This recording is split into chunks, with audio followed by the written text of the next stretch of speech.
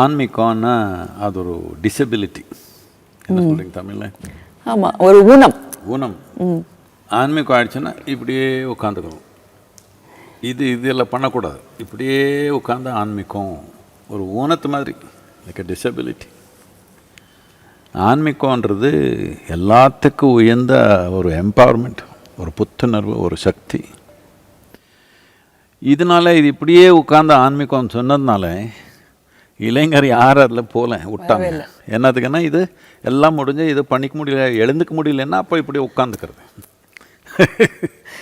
நான் சொல்கிறது முக்கியமானது என்னென்னா, அந்த ஆன்மீகன்ற வார்த்தைக்கு அடிப்படையே இவ்வளோ தான். நமக்கு ஒரு உடல் இருக்குது. உடல்ன்றது நாம் மெதுவாக சேர்த்தணும், மனம்ன்றது மெதுவாக சேர்த்தணும், இது உணவோட சேர்த்தணும், இது நாம் பார்த்தது புரிஞ்சது பல விதமான இம்ப்ரெஷன்ஸோட சேர்த்தணும். இதெல்லாம் சேர்த்துறதுக்கு அடிப்படையானது ஏதோ ஒன்று இருக்கணும் இல்லையா? அதுக்கு எது நாம் பெயர் கொடுக்க வேண்டாம். அது அடிப்படையான தன்மை எனக்குள்ளே என்னன்னு புரிஞ்சுக்காமே நீங்கள் எப்படி ஒரு முழுமையான வாழ்க்கை வாழ முடியும்?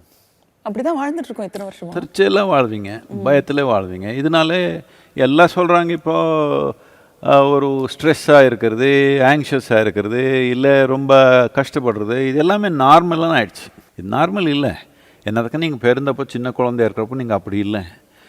வயத்தில் ஒன்று இருந்தால் ஆனந்தமாக குதிச்சுங்க, எந்த ஒரு காரணம் இல்லாமல் ஜாலியாக இருந்தோம். ஜாலின்னு சொல்ல வேண்டாம். என்னத்துக்குன்னா வயிறு ஒன்று ஃபுல்லாகிடுச்சுன்னா குழந்தைக்கு அதுக்கப்புறம் ஆனந்தமாக குதிக்குது, தாங்க முடியல, குதிக்குது. அப்படியே உயிர், இது உயிர் தன்மை. இந்த உயிர் வர இப்படி ஆயிடுச்சு. எதுக்கு இப்படி ஆயிடுச்சு? ஆனால் மூளையில் சும்மா தேவையில்லாத ஓடுது. இந்த மூளை எப்படி உபயோகப்படுத்துறதுன்றதை கற்றுக்கல. உலகம் எப்படி உபயோகப்படுத்துறது, இன்னொரு ஜீவம் எப்படி உபயோகப்படுத்துறதுன்னு சொல்லி கொடுக்குறாங்க. எல்லா பொருளும் எப்படி உபயோகப்படுத்துறதுன்னு விஞ்ஞானம் இருக்குது. நம்ம கையில் இருக்கிற இந்த உடல் மனம் எப்படி ஒரு உயர்ந்த நிலையில் உபயோகப்படுத்துறதுன்னு அதுக்கு எந்த கல்வி இல்லை.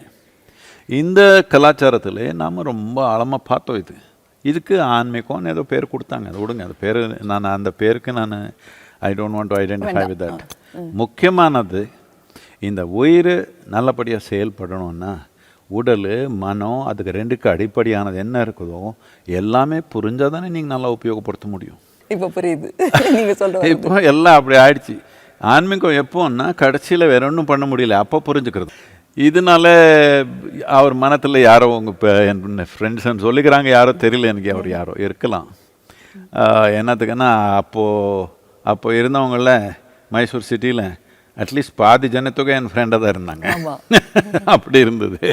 அதனால அவர் சொல்லிக்கலாம். பட் அவருடைய மனத்தில் எப்படி மோட்டர் சைக்கிளில் சுற்றினாங்க, வெளியாடினாங்க, இது செஞ்சாங்க, அது செஞ்சாங்க, எப்படி ஆன்மீகம் ஆயிடுச்சு? ஒன்றும் செய்யாமல் கல் மாதிரி இருந்தால் ஆன்மீகம் ஆயிடுமா? ஸோ எல்லாம் பார்த்து இது பண்ணணும்னு தேவையில்லை. நான் சொல்கிறது என்னன்னா, அது ஒரு ஊனம் இல்லை. நீங்கள் எப்படி வேணாலும் இருக்க முடியும். நம்ம உள்ளம் எப்படி வச்சுக்கிறதுன்றது அடிப்படையானது.